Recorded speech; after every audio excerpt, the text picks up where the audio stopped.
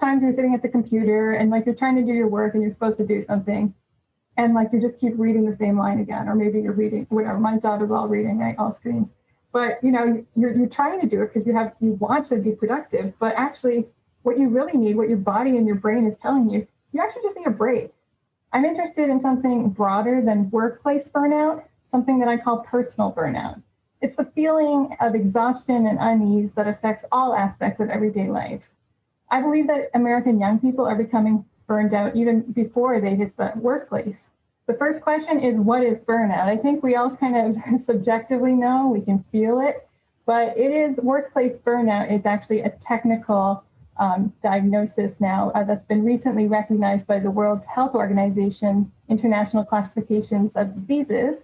And it has 3 key symptoms. 1 is emotional exhaustion, 2 is cynicism or low trust, and 3 is low feelings of accomplishment or low efficacy. We can see here in this graph a large increase since the 1980s in the percentage of first-year American college students who say that they're overwhelmed by all they have to do. This means that more than double the percent of today's young people are reporting feeling overwhelmed compared to the same age young people in 1984.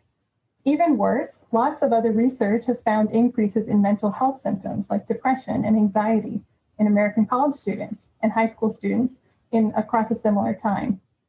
Research on workplace burnout says that it's more likely when the demands and expectations put on individuals are greater than the resources that they have to deal with them.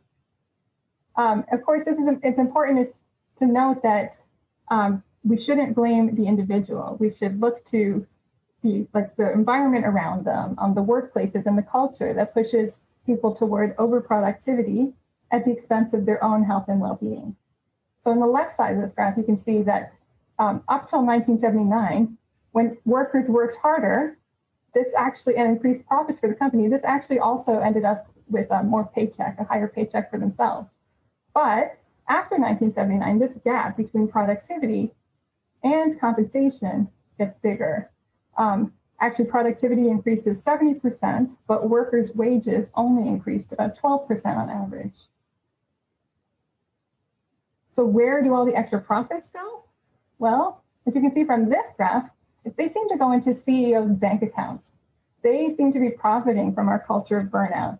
And they now make an average of, in recent years, about 276 or more times the average worker wages. And as you can see, in the 80s seemed like an opulent time, but at that point, CEOs were making about 33 times the average worker wages. So this is what economic inequality looks like. The top 1% are getting richer, while the rest of us are struggling to stay on the hamster wheel of overwork.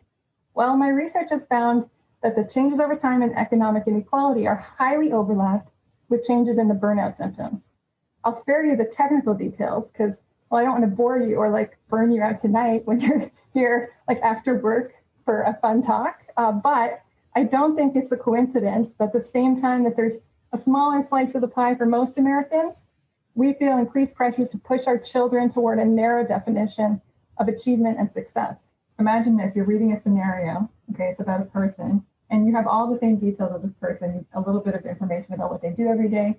And in one of the versions, participants saw that this person was extremely busy. But in another version, participants didn't see that, okay? So it's just the same person, except this person's either busy or not.